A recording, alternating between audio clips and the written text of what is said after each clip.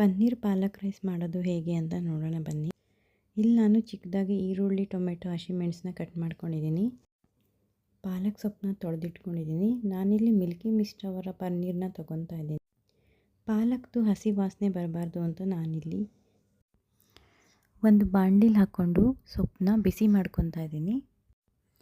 ಈ ಕಡೆ ನಾನು ಪನ್ನೀರನ್ನ ಸ್ಕ್ವೇರ್ ಶೇಪಲ್ಲಿ ಕಟ್ ಮಾಡ್ಕೊಂಡು ಇಟ್ಕೊಂಡಿದ್ದೀನಿ. ಬಾಡಿಸ್ಕೊಂಡಿರೋ ಪಾಲಕ್ ಸೊಪ್ಪನ್ನ ಒಂದು ಮಿಕ್ಸರಲ್ಲಿ ಹಾಕ್ಕೊತಾ ಇದ್ದೀನಿ. ಹಾಗೆ ಹಸಿಮೆಣಸನ್ನ ಹಾಕ್ಕೊತಾ ಇದ್ದೀನಿ.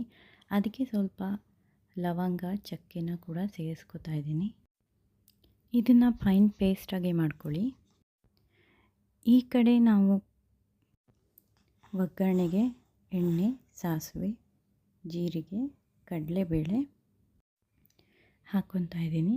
ಅದ್ರ ಜೊತೆ ಚಕ್ಕೆ, ಹೂವು, ಏಲಕ್ಕಿ, ಲವಂಗ, ಪಲಾವ್ ಎಲೆ, ಸೋಂಪು, ಒಣಮೆಣಸು, ಚಿಕ್ಕದಾಗಿ ಹೆಚ್ಕೊಂಡಿರೋ ಈರುಳ್ಳಿ, ಟೊಮ್ಯಾಟೊ ಎಲ್ಲ ಹಾಕ್ಕೊಂಡು ನೀಟಾಗಿ ಫ್ರೈ ಮಾಡ್ಕೊತಾ ಇದ್ದೀನಿ.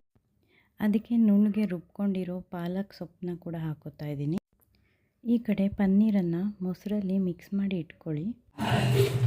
ಇದನ್ನು ಕೂಡ ಕುಕ್ಕರ್ಗೆ ಹಾಕ್ಕೊತಾ ಇದ್ದೀನಿ. ಇಲ್ಲಿ ನಾನು 2 ಕಪ್ ಆಗುವಷ್ಟು ಅಕ್ಕನ್ನ ತೊಗೋತಾ ಇದ್ದೀನಿ. ಅದನ್ನ ಹಾಕ್ಕೊಂಡು ಮಿಕ್ಸ್ ಮಾಡ್ಕೊತಾ ಇದ್ದೀನಿ. ಅದಕ್ಕೆ ನಾನು 4 ಕಪ್ ನೀರನ್ನು ಸೇರಿಸ್ಕೊತಾ ಇದ್ದೀನಿ. ರುಚಿಗೆ ತಕ್ಕಷ್ಟು ಉಪ್ಪನ್ನು ಕೂಡ ಹಾಕ್ಕೊಳ್ಳಿ.